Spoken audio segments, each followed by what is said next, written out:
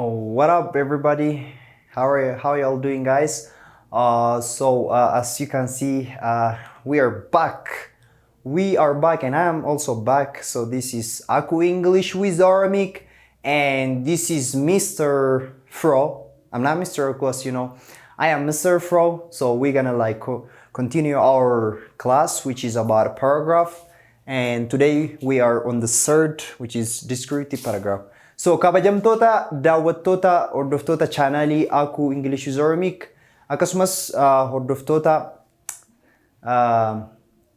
jaalattoota Ingiliffaa yookaan afaan Ingiliffaa baga wal argine baga walitti deebine jecha haddas akkuma duraan goonu descriptive paragraphii yookaan partii sadaffaa waa'ee keeyyataa isa sadaffaa hadhanii ilaalle jechuudha.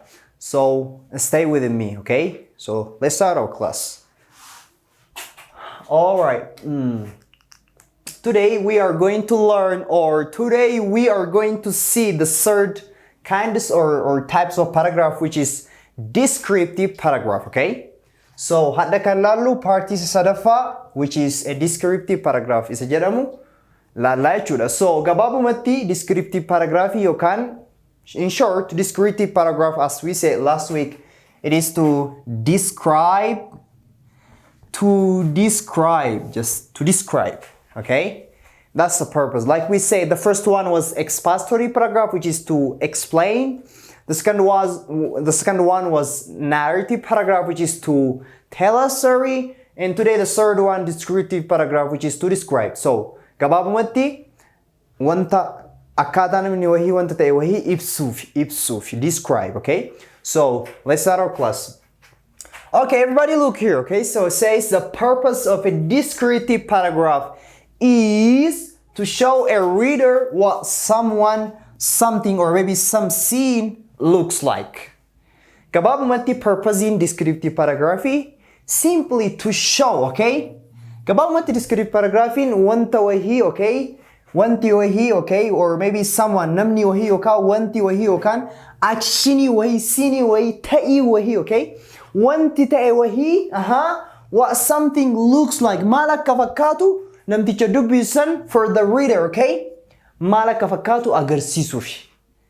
That's the purpose of a descriptive paragraph, simply to show a reader what someone, it can be a person or maybe something, anything, okay? Or it can be some scene or some action that took place in the past time.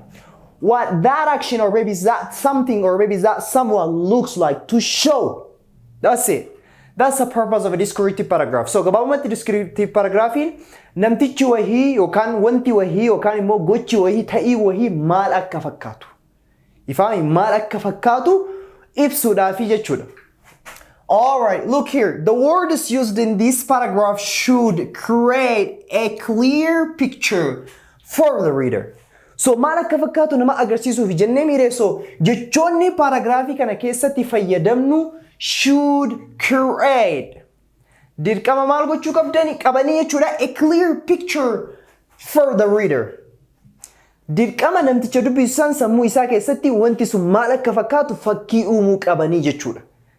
You see, sababni isaas to describe ega jenne yookaan what something or someone or some action looks like kana ibsuuf ega jenne jechoonni nu descriptive paragraph jalatti fayyadamnu namticha dubbisan keessa sammuu isaa keessatti wantichi sun gochi sun maal akka fakkaatu sammuu isaa keessatti clear picture making words. Alright. Therefore, kanaafu the writer should use picture making words.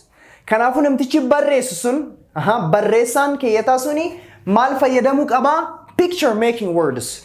Jechoota sammuu namaa keessatti fakkii uuman. ወይንም በአማርኛ ወይካን አማርኛቲን ምስል ከሳች ቃላቶች jecha sammuu namaa jechoota sammuu namaa keessatti fakkii uuman. Ifaame fayyadamuu qaba jechuudha. All right. So it says expressions like fakkeenyaaf like a sheep-faced man. Namticha akka fuulli isaa akka hoolaa san fakkeenya. Or maybe enormous ears. Gurra guguddaa, gurra babal'aa san. You see, wanni kun yeroo namni akkana jedhu sammuu namaa keessatti wanta wayii fakkii wayii uuma wanti sun maal akka fakkaatu. Again, a cross-eyed girl. You see? Mucattii ijji wal jala ta'u akka jechuuti. Mucattii akkas waan san akkas yoo jedhan mo'etiin sun maal akka fakkaatu. Sammuu kee keessatti okay already just picture wayii uumameera. So keenni waan akkasii wantoota akkanaa kanneen picture making words kanneen fayyadamee barreeffame yookaan piece of writing akkana barreeffame maal ta'a descriptive paragraph there. And it says and shining guys. Ija baqa shine ija akkas ija iftuu wayii jechuudha. Are used to describe people. You see, jechuun hagammaati jenne kunniin fakkii namaa maal wanti sun maal akka fakkaatu sammuu namaa keessatti uumanii jechuudha. And again it says figures of speech. Figures of speech. Afaan Oromootiin figures of speech isa jennu malleen dubbii jechuudha. Malleen dubbii maal fa'a fakkeenyaaf like simile, personification, metaphor. Like simile jechuun akka afaan keenyatti malleen dubbii akkasa jira, arbeessa jira. You see? Fakkeenyaaf simile wanta wahiitii wal bira qabaniitiin akka akkasaa jechuudha. Akkas addaan beeynu garuu akkas fakkeenyaaf simile jechuun maybe like or maybe as wantoota akkanaa kana fayyadamtee Ingiliffaa keessatti wanta wayiitii wal bira qabdee wanta wayiitti fakkeessitee yeroo ibsitu like simile. So figure of speech akkasii akkasumas personification amala namummaa wanta wayiitii kennitee nameessa. Akkasumas wantoota saniin fayyadamtee metaphor illee almost the same within simile. So figure of speech akkana kaniin fayyadamtee keenni akkasii ibsu wahii descriptive paragraph dha jechuudha. You see? Are also used. And again, also the writer usually uses many adjectives, many adverbs to describe persons or maybe actions or things or maybe places. You see? Barreessaan sun ammas adjectivii hedduu adjectivii jechuun maal? Ibsa maqaa. You see? Akkasumas adverbs gochibsa yookaan kan gocha ibsa jechuudha. To describe adjectivii yookaan adverbii hedduu fayyadamaa jechuudha. Like adjectivii beautiful, long, short, wide. You see adjectivii akkana akkasumas adverbiidhaan hedduu fayyadamaa maal gochuudhaaf? To describe persons or maybe actions or maybe things or maybe places. Wantoota amma jenne kanneen ibsuudhaaf sababni isaas descriptive paragraphiin describe gochuudha eega jenne fakkii sammuu namaa keessa uumuudha eega jenne. You see adjectivii wantoota akkanaa kanneen fayyadamne wanta wahii maal akka fakkaatu namni wahii wanti wahii maal akka fakkaatu describe goonaa jechuudha.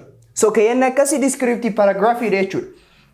And also it says he or she can also use strong verbs.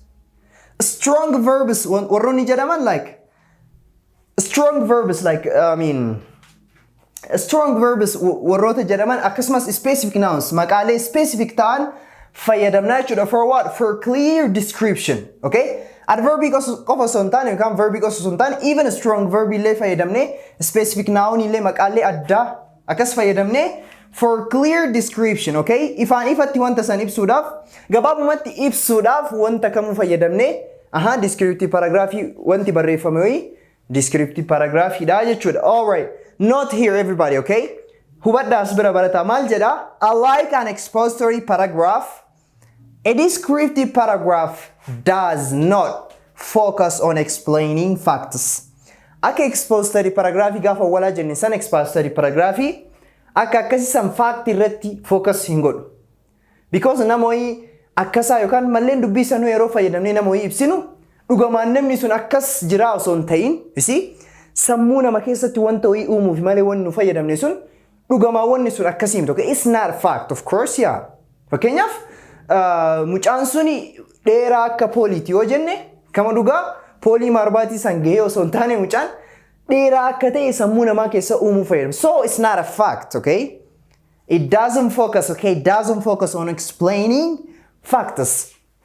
Alright, wanta hagammaati jenne kana dammoo gaafilee tokko tokko kan akkasumas entrance exam irraa fudhataman gaafilee haga afurii wahii wajjin halaallume. Aikota. Okay. Look at the first example. Okay? We got now like 1, 2, 3, and as well as the first one is like option. So we got 4 questions on this descriptive paragraph, okay? Okay, look everybody.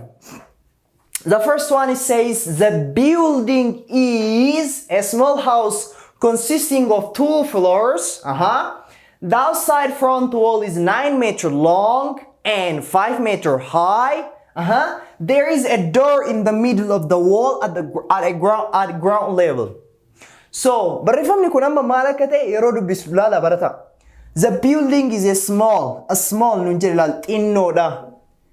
Xinnoodha yeroo jennu sammuu keenya keessa waan akkamiitu dhufa. Akkasumas consisting of 2 floors, okay? Sadarkaa yookaan darajaa lama qaba.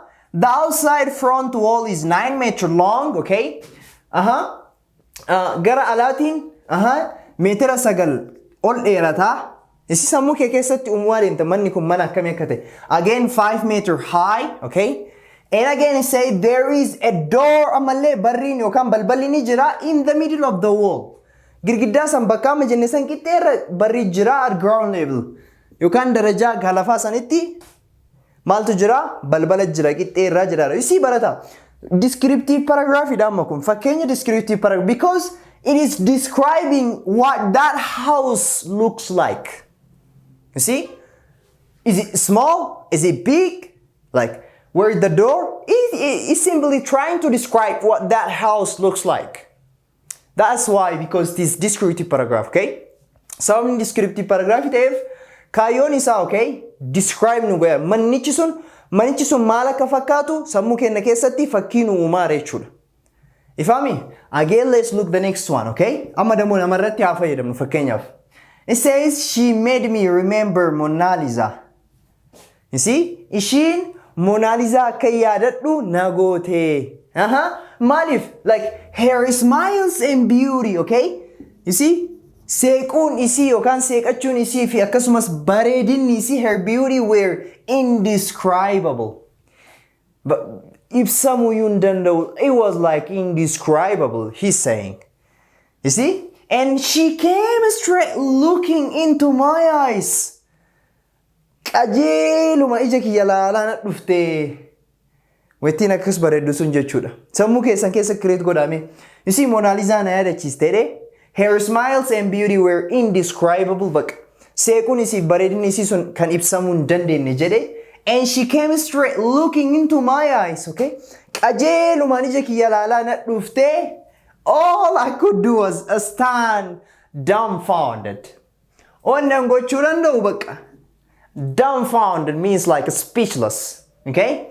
So all I could do was like dumbfounded. Bakka afaan kiyya cufame. I was speechless bakka satteetumaan dhaabadhe. Cal'iseetumaan dhaabadhe. He is describing her beauty, right? He's trying to describe how much she's so beautiful. So again, this is a piece of writing which is a descriptive paragraph. Barata kunis ammallee fakkeenya descriptive paragraph jechuudha. Sababni isaas he is trying to describe this girl, okay? He's trying to describe this girl by saying like smiles and her beauty were indescribable. This is strong verb. And also she came straight looking into my eyes. All I could do was stand dumbfounded. So it's a beautiful example of a descriptive paragraph. Again, let's look at the next example. It says, one of the victims had a bleeding leg. You see? One of the victims had a bleeding.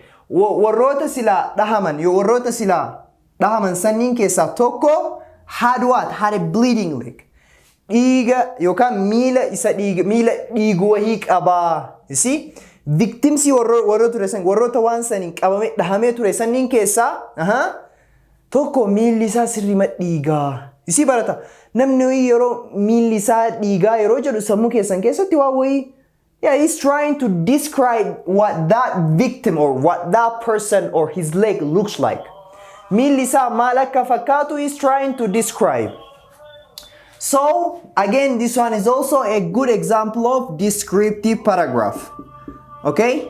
Kunis ammallee fakkeenya descriptive paragraph iti jechuudha. Because he's trying to describe what that victim's leg looks like. He's saying that a bleeding leg. You see? Legin, naani yote bleeding in like makibsa. Miilichi sun maal akka fakkaatu ibsaa. Miila akkamiti miila dhiigaa jiru. Sammuu kee keessatti hin dhufaa jechuudha. Again, let's use the last example, okay? This one is option, okay? Kanneen afran keessaa isa kamtu which one is a beautiful descriptive a piece of writing. Kanneen afran keessaa kamtu descriptive idha jedha. Okay, look at the first example. It says, the place was extremely quiet. Okay, and B says, I have always wanted to visit the place. And C says, they have already been there for 1 year. And option D says, we then went into a room where the king used to sleep. You see, fakkeenya wala maal jedha, the place was extremely quiet. Iddoon suni sirrimatti, callisa kasagaleen keessa hin jirre xaxxa ka jedhe ture jechuudha afaan kennaan. And B says, I have always wanted to visit the place. Ay yeroo hundaa bootaa san goobanya'uu yookaan bootaa san daawwachuu barbaadaa ture. And they have already been there for 1 year. Isaan waggaa tokkoof achi turanii jiranii. And again, D says, we then went into a room where the king used to sleep. Achi booda iddoo yookaan gola mootichi sun rafaa ture yookaan iddoo inni keessa bulaa ture dhayinee yookaan wente. So, option amma afran kan inni isinii kennine san keessa isa kamtu more descriptive dha yookaan isa kamtu waa ibsame or isa kamtu descriptive dha mee optionii keessan. So, akkuma argitan arra yoo dhufne it says the place was extremely quiet. You see guys, option A is trying to describe, okay, what that place looks like. Cause it says the place was extremely quiet. Sirrimatti xaxxa ka jedhe wahii ture. You see, sirrimatti callisa sirrimatti kasagaleen hin jirre wahii ta'e. He's trying to describe the place, so A is a good and a better option of descriptive paragraph. So in descriptive, baaleedha la fakkeenyaaf, I have always wanted to visit a place. It's not trying to describe the place or something just like that. No, it's not describing. And again, look at this. They have already been there for 1 year. This one is fact. Waggaa tokkoof achi turanii. You see? And again, look at D. We then went into a room where the king used to sleep. This one is better if we say, this one is more narrative, okay? Kun narrative dha. Sababni isaas ta'iinsa wahii dura duuba wahiitu jira. Achi booda jedha. We then went into a room. Malee kuni describe godhaan jiru jechuudha. Ta'iinsa dura duuba wanta wahii ibsaa jira. But rather, any more, bootaa san yookaan iddoo san describe waan godhaa jiruuf, and it is a descriptive paragraph or a piece of descriptive writing. So, kalaasiin kenna hadhaa yookaan barnoonni kenna hadhaa kanuma fakkaata. Thanks for all of you for watching us. Try to thumbs up. Okay, try to push the like button and also try to comment and just yaada qabdan, commentii qabdan nu kenna. Thanks for your beautiful time with you. I mean, I appreciate it. I really appreciate to be on this YouTube.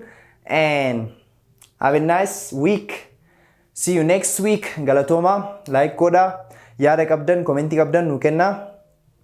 Have a nice week, like I said, okay?